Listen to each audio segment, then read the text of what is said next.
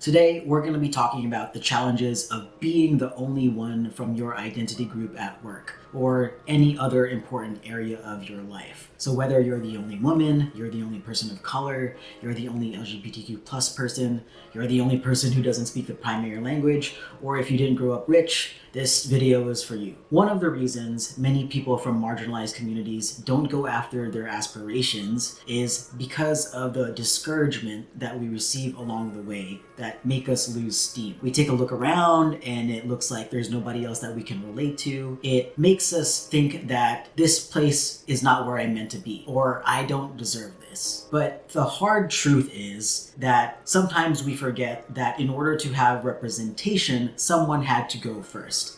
And there will be times in our lives where it's us who has to go first. What's up, y'all? My name is Via, and welcome to my channel where I talk about how you can live your best life possible no matter who you are or where you come from. Years ago, I started interviewing people from marginalized communities who have achieved a certain level of success because I wanted to learn about how they got there. I was interested in this because I come from those communities. I grew up in a low-income neighborhood. I'm a child of immigrants. English wasn't my primary language. I'm a person of color. I'm queer. I'm trans. I didn't come from somewhere that encouraged me to grow in the ways that I craved. So I wanted to find people like me. And during those conversations, this phrase of being the only one came up a lot. And it came up in most interviews. But a few people didn't seem to be affected by this. And I wanted to learn why. One particular interview stands out where I was speaking with an Asian American woman who was raised by a white father. And she was telling me about how most of her friends are other women of color. She found herself in a conversation where they were talking about salaries and how they found it difficult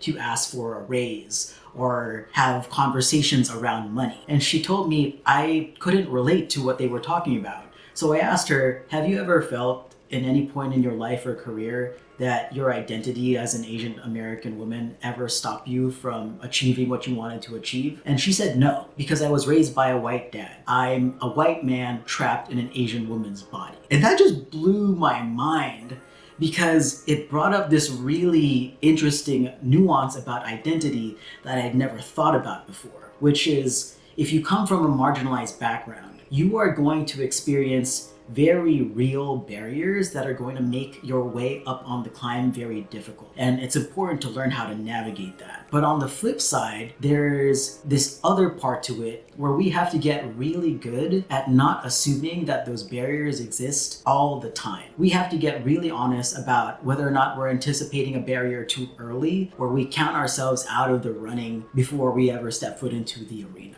Is it true, or is it social conditioning that I've been made to believe? Am I not meant for this, or is there a piece of information that I'm missing that if I learned and applied, I could make this happen for myself? What's great about this is it can completely shift our ideas around what is possible and what we're capable of, no matter what our identities and life circumstances are or what we think we deserve. It took me a really long time to admit to myself that a lot of my life failures and missed opportunities were because I was scared, or more so, I was scared of the feeling of loneliness I knew that I would feel once I made it into these spaces that I wanted to get into, because I knew there wouldn't be a lot of people with my experiences and my identities at the top, whatever the top meant at the time for me. And what acts as my North Star during these moments is focusing on my values. So for me, it's equity and ability to self-express. It's part of the reason why I have more than a decade's worth of a career in healthcare is because I believe that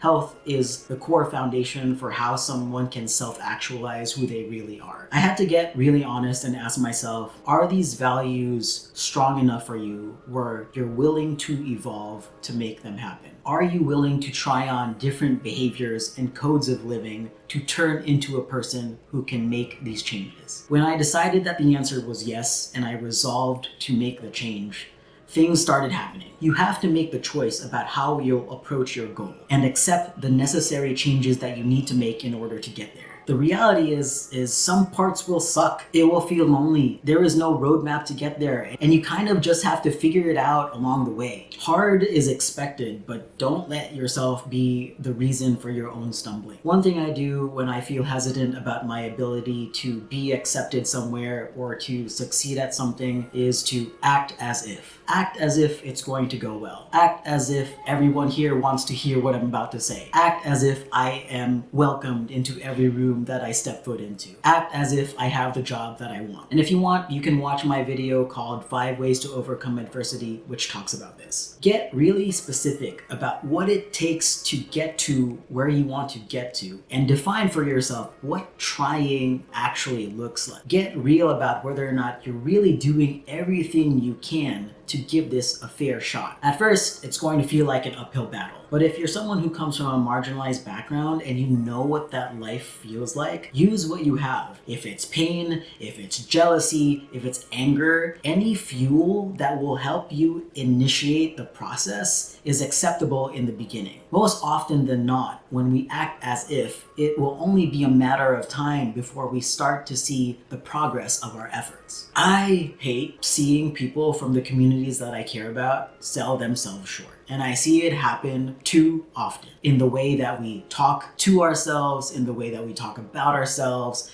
in the ways that we talk about what could be possible for us because of who we are. But in this life, I truly believe that it is our job to self-express. In fact, one of my favorite quotes from a book called Psycho-Cybernetics, which is like the OG of all self-help books, is success, which comes from self-expression, often eludes those who strive and strain to be somebody, and often comes almost of its own accord when a person becomes willing to be himself. Himself, herself, themselves. The language is outdated, but the idea is timeless. We all have this dream floating around in our minds that never leaves us alone. If you're not working at the job you want, if you're not in the relationship that you really want to be in and it doesn't feel right, if you're not living a life that's aligned with who deep down you know you're meant to be, you can feel it. And as much as we try to do the responsible thing or do the practical thing or reason with ourselves that this is okay, there's always going to be a dream